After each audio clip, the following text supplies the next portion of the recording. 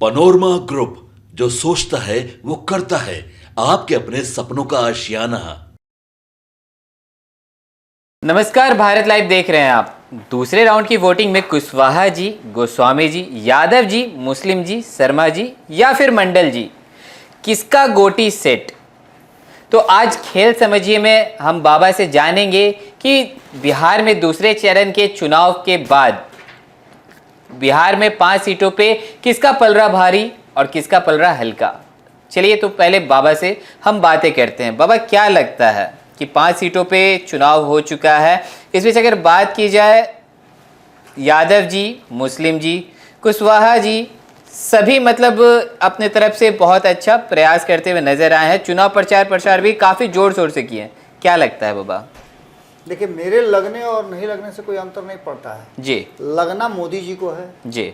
लगना नीतीश जी को है जी। लगना तेजस्वी जी को है जी। लगना साहनी जी को है जी। लगना चिराग जी को है जी। लगना कुशवाहा जी को है, जी। उपेंद्र कुशवाहा की मैं बात कर रहा हूँ जी।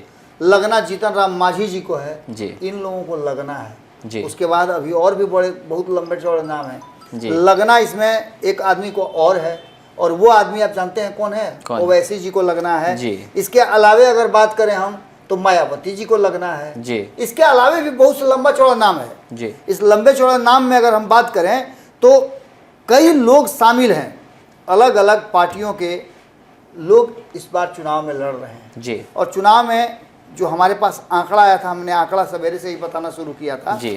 कि जिस तरह से जो दूसरे राउंड का चुनाव हुआ जी, उसमें 13 राज्यों के 88 सीटों पे चुनाव हो रहे थे, जिसमें बिहार के भी 5 सीट थे। जी। और ये पांचों सीट लगभग आप मान के चलिए कि उसी क्षेत्र के थे जिस क्षेत्र में वोटिंग का प्रतिशत पर लोगों को नाज होता है, गर्व होता है। जी। कभी 70, 72 और 75% तक वोटिंग। जी। लेकिन धीरे धीरे करके वोटिंग का क्रेज गिरा है, इसको लेकर के चिंताएं बढ़ी हैं। जी। तो ऐसे में आप समझ सकते हैं कि जितने भी लोग जी हैं, चाहे वो शर्मा जी हों, जी, वर्मा जी हों, राय जी हों, मुसलमान जी हों, मंडल जी हो, बाबा जी हों, जी। सारे जी, जितने जी यहाँ चुनाव लड़ रहे थे ना, उन सभी जी के लिए एक कठिन परिस्थिति है। कठिन परिस्थिति ये है कि सामने से दिखाने के लिए तो कोई अब तो कुछ बदल नहीं ना सकता है। जी, वोटिंग तो हो गया, लॉक ईवीएम हो में चुका कैद है। हो गया। जी। अब वो गंतव्य तक चला गया, जो जी। 4 तारीख तक वहाँ बैठ करके इंतजार करेगा कि हे मेरे आका, हमको खोलिए, हमको आज़ाद कीजिए और बताइए कि इसमें कौन कौन लोग हैं। जी। अब ऐसी स्थिति में आप समझ सकते हैं कि जो चुनाव हुआ है उसमें एक बात तो बहुत क्लियर कट हमारे समझ में आई है जी। कि राष्ट्रीय जब दल के, जैसा कि हमने पहले ही बताया था कि 14 प्रत्याशी राष्ट्रीय और क्षेत्रीय दल जो हैं, जी। राज्य स्तरीय जो दल हैं, उसके 14 उम्मीदवार इसमें लाइन में थे जीतने के। 20 उम्मीदवार जो हैं वो निबंधित दल के हैं, रजिस्टर्ड जो पार्टियां हैं उनके थे। जी। और इसमें 16 निर्दलीय भी अपना किस्मत आजमा रहे थे। इस पर सब मिलाकर के 50 लोग इस चुनाव में खड़े थे। जी। 5 सीटों पे 50 लोगों ने अपना नॉमिनेशन फाइल कराया, तो और लोगों ने नहीं था, लेकिन 50 लोग इसमें वैध पाए गए और वो पूरी मजबूती के साथ चुनाव लड़ रहे थे। जी। अब जो सामने हमारे है उसमें आपने हमसे पूछा है, जैसा एक बार देख लेता हूं कि क्या क्या कौन कौन जी का आप चर्चा कर रहे थे।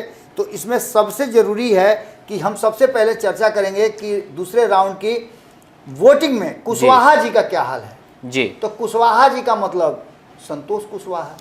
संतोष कुशवाहा जी का बेचारे का तो पहले ही दांव फंस गया था। जी।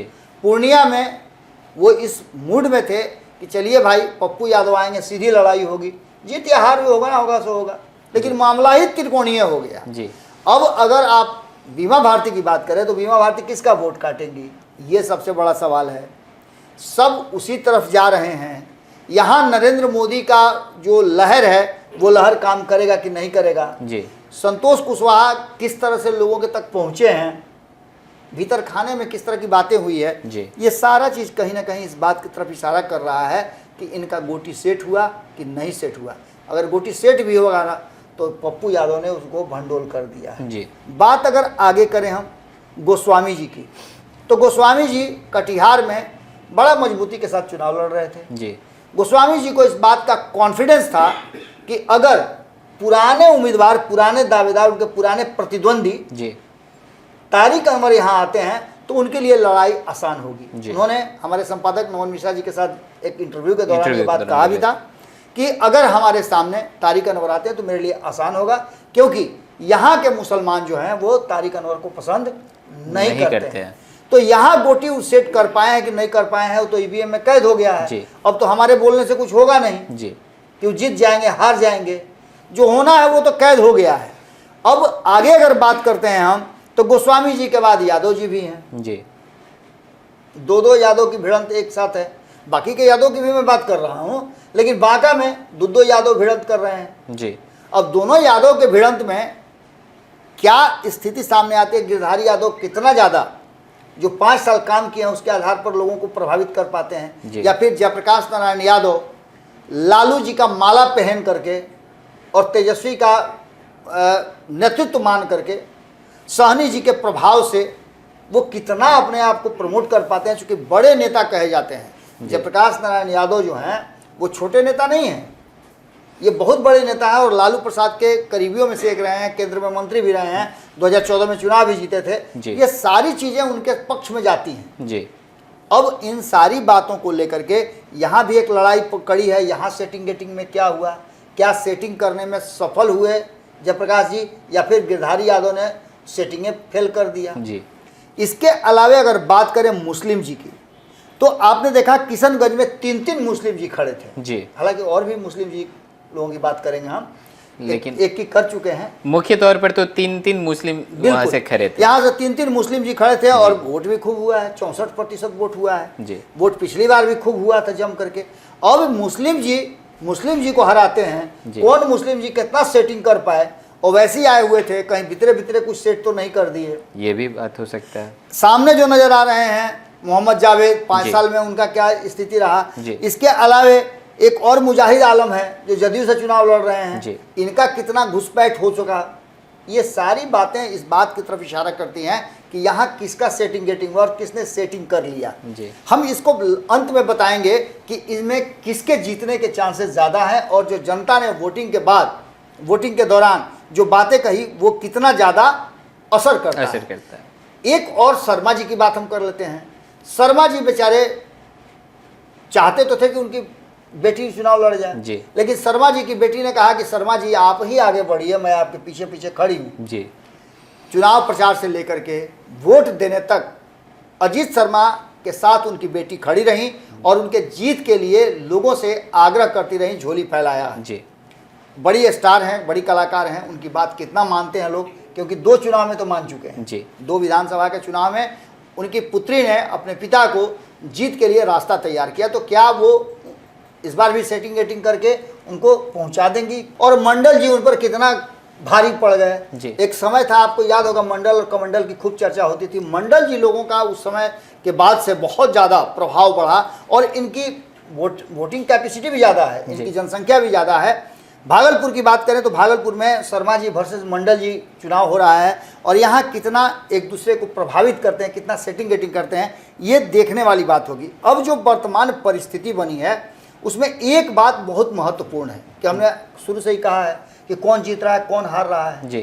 ये अगर देखना हो तो एक चीज़ देखना पड़ेगा कि 4 दिन पहले जो हमने खबर किया था, जिसमें हमने ये बातें स्थापित करने की कोशिश किया था, जो आंकड़ों के आधार पर था कि वोटिंग का प्रतिशत ज़्यादा होने या कम होने के क्या असर होते हैं। हालांकि इसका मिला जुला परिणाम है, लेकिन अगर वोटिंग सामान्य रहता है, जो पिछले रिकॉर्ड के बराबर रहता हो या उत्साह कम दिखता हो, तो इसमें माना यही जाता है कि जो वर्तमान में है वो यथास्थिति कायम रहेंगे। न एग्रेशन दिखेगा, न ठंडा न गर्म, तो इसका मतलब नॉर्मल है। तो नॉर्मल ही लग रहा है, यानी कि पूर्णिया में अगर बात करें तो 59% 60% के आसपास वोटिंग हुआ है। आपको याद होगा, आपके साथ मैं खबर कर रहा था कल, तो मैंने बताया भी था दोपहर में ही कि 60% के आसपास ओवरऑल वोटिंग होगा। इसके बाद हमने ये भी बताया था कि कटिहार और किशनगंज का वोटिंग जो है ज़्यादा होगा बाकी बनिस्पत अन्य जगहों के, तो वैसा ही हुआ। पप्पू यादव को लेकर के अगर बातें की जाए तो पप्पू यादव को लेकर के एग्रेसिव वोटिंग जरूर हुई है, यही कारण है कि वहाँ 60% वोट पहुँचा है। नहीं तो त्रिकोणीय मुकाबले में वोटिंग जो है वो घटता है, कोई भी अपने वोट को देने में ये फैसला नहीं कर पाता है, इसलिए बहुत सारे लोग वोट देने नहीं पहुंचते हैं। जी। यहाँ क्लियर था, किशनगंज में भी त्रिकोणीय मुकाबला था, लेकिन यहाँ वोटिंग कौन किसको करना, 70% यहाँ मुस्लिम आबादी है जी। तो निश्चित रूप से 70% में से 60% लोग तो जरूर गए होंगे जी। 50% गए होंगे, तो शेष बाकी के लोग जो हैं जी। अन्य जातियों के जो 20% 30% जो हिंदू हैं जी। वो भी वोट करने गए होंगे। तो यहाँ मिला जुला करके एक बात मान लीजिए आप कि भाजपा की बात मान करके अगर मुजाहिद आलम को लोग वोट करते हैं तो यहाँ भी मुजाहिद आलम का ग्राफ बढ़ जाता है जी। यानी 3 लोगों की लड़ाई में फायदा हो जाएगा। बिल्कुल। पिछली बार भी 2 लोगों की लड़ाई हुई थी और 2 लोगों की लड़ाई में कांग्रेस बाजी मार गई थी। जी। जदयू की लड़ाई हुई थी, उसमें बाजी मार गई थी। जी। अब जो वर्तमान परिस्थिति नजर आ रही है उसमें भागलपुर की बात करें तो भागलपुर के बारे में भी हमने बता दिया था जी। कि भागलपुर में लड़ाई बहुत टफ है और यहाँ शर्मा जी थोड़ा सा ऊपर नजर आ रहे हैं, लेकिन मंडल जी को कमजोर भी नहीं समझना होगा, क्योंकि मंडल जी जिस खेमे से आते हैं उस खेमे में मोदी खड़े हैं जी। एक सबसे बड़ा फायदा ये है। तो दूसरी तरफ लालू प्रसाद का और कांग्रेस का जो धीरे धीरे कांग्रेस की तरफ एक बार फिर से मुसलमानों का विश्वास बढ़ा है जी। वो वोट यहाँ ज़्यादा असर कर सकता है, जी। क्योंकि भागलपुर में मुसलमानों की संख्या अधिक है। जी। वोटिंग का प्रतिशत कम जरूर हुआ है, 51% वोटिंग हुई है, लेकिन इसका मायने ये नहीं है कि यहाँ के लोगों ने एक निश्चित फैसला नहीं दिया है। फैसला निश्चित रूप से हुआ है और मंडल जी जिस तरह से उनको अपने ही लोगों से लड़ना पड़ रहा था, तो ऐसी स्थिति में अजीत शर्मा का यहाँ ग्राफ बढ़ा हुआ दिखाई दे रहा है। बांका की बात करें तो गिरधारी यादव वर्सेस जयप्रकाश नारायण यादव। गिरधारी यादव का कुछ ऐसा वीडियो बीच में आया था, उसको लेकर के भी कहा जा रहा था, लेकिन आपको जैसा कि पता है कि प्रधानमंत्री नरेंद्र मोदी बीच में आ गए थे जी। प्रधानमंत्री के मुंगेर आने के बाद बांका सटा हुआ है, प्रभावित जरूर करेंगे। बिल्कुल। इसके अलावे कई ऐसे क्षेत्र हैं जहाँ कम वोटिंग का एक और कारण भी है कि कई क्षेत्र हैं जहाँ जो वोटिंग है वो कम हुई है। जैसे आप देखिए कटोरिया एक क्षेत्र है बांका का, जहाँ स्थिति क्या है कि वहाँ 102 पोलिंग बूथ पर जो है 4 बजे तक ही था, 172 पोलिंग बूथ पर 6 बजे तक था, कुल 274 वहाँ पोलिंग बूथ हैं, जिसमें से आप देख लीजिए कि दोनों में एक 102 पर 4 ही बजे तक था, तो निश्चित रूप से परसेंटेज घटेगा। दूसरा बेलहर की बात करें तो बेलहर में भी 191 जो वो पोलिंग बूथ है वहाँ तक 6 बजे था और 146 बूथ पर 4 बजे तक ही वोट था। 2 घंटे जो समय घटा, तो निश्चित रूप से वोटर जो है टर्नआउट होने के शाम के समय में लोग ज़्यादा टर्नआउट होते हैं, धूप का समय है, इसका भी असर पड़ा होगा।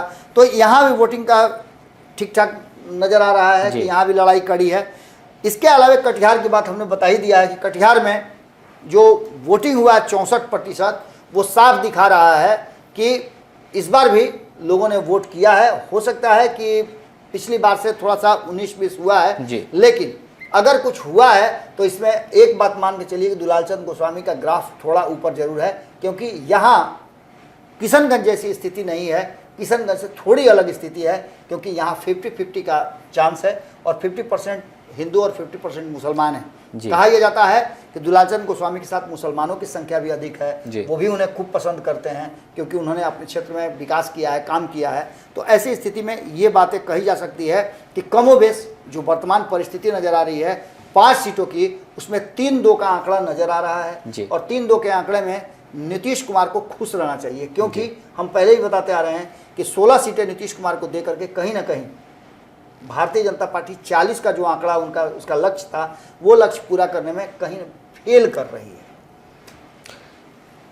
तो जैसा कि अभी आपने सुना कि बाबा ने कितने सटीक तरीके से बताया कि जो 5 सीटों पे जो चुनाव हुआ है दूसरे चरण का, तो उसमें किसका पलड़ा भारी और किसका पलड़ा हल्का। तो और भी ऐसे तमाम खबरें देखते रहने के लिए जुड़े रहें भारत लाइव के साथ। धन्यवाद। जो सोचता है वो करता है। अगर ये वीडियो पसंद आई और वह बिहार के राजनीति और बिहारियत से सरोकार रखेनी तो सब्सक्राइब बटन दबा के चैनल के सब्सक्राइब कर ली। ओजे एगो घंटी बा, ओकरा बटन दबा देला से कुल सटीक और मारक खबर रुआ मुफ्त में मिल जाई। अगर रुआ पत्रकारिता के हमनी के नया प्रयोग में सहयोग कर चाहतानी तो ज्वाइन बटन दबा दी। पेटीएम नंबर नोट कर ली 9386816700। धन्यवाद।